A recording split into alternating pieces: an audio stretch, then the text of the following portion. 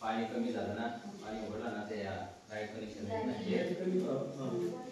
ते बंद झालेलं आहे ना, ते आता मस्त मोकळा झाले, त्याच्यामुळे ते दुरुस्त करायला आता काय अडचण नाही म्हणून.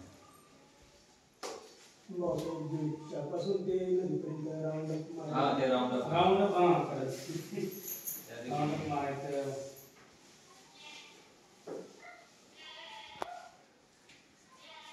गवत झालेलं आहे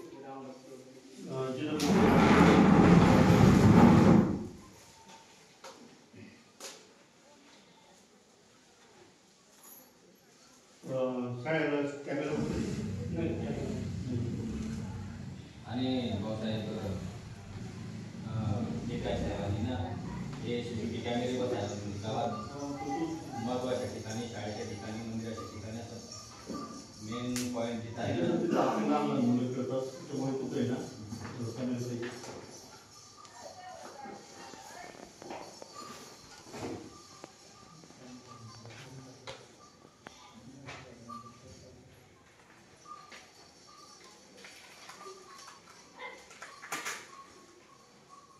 जेवढं काम सोपं असेल, जेवढं असेल ते लगेच मागे लागू. समजा आता राऊंडअप आहे, शेती दुरुस्ती आहे किंवा नळ कनेक्शनचं आहे, हे काम लवकर आपल्या मागे दाखला विषय आहे.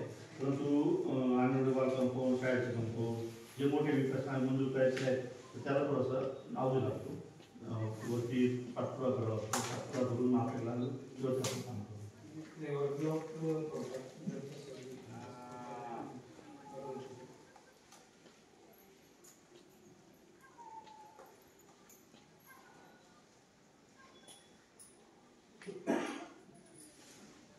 आपल्याला एक वेळेस महिला ग्रामसभा मारायची, सगळं तुमची पुढाकार घ्यायचे आणि आपल्या बचत गटाचे जे असतील ना त्यांना पण मी निरोप देतो.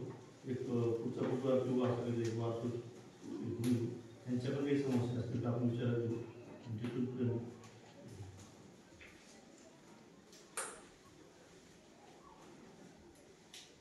काही अडचण सांगा, काय कोणाला काय कुठल्याने काय नाही, त्या अंगणवाडी काय सगळ्याला प्रश्न अंगणवाडीची विकसन असं आहे का? म्हणजे लाईट आणि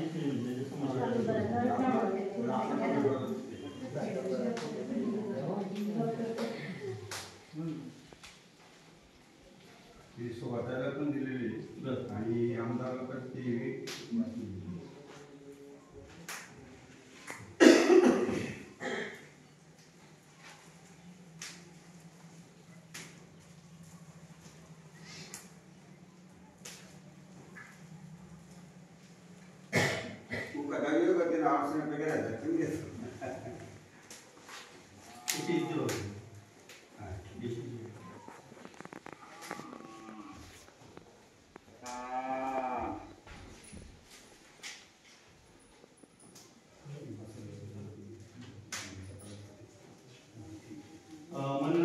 ग्रामपंचायतीकडे काही मागणी केलेली आहे.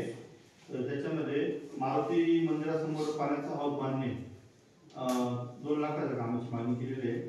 शेषराव बाबा मंदिरासमोर बेंच ठेवणे 1 लाख रुपयाचं. तसेच जामनेसपाडा येथे अंगणवाडी दुरुस्ती करायचे 2 लाख रुपये आणि जामनेसपाडा येथे विहीर स्लॅबची विहीर खोली करणे, वॉटर स्लॅबची विहीर खोली करणे 2 लाख रुपये. जामनेसपाडा मारुती जवळ प्युअर ब्लॉक असेल 2 लाख रुपये.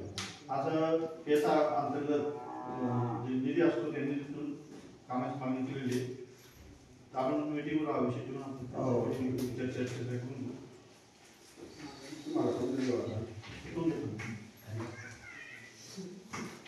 अजून कोणाचं काही समज आहे सांगा.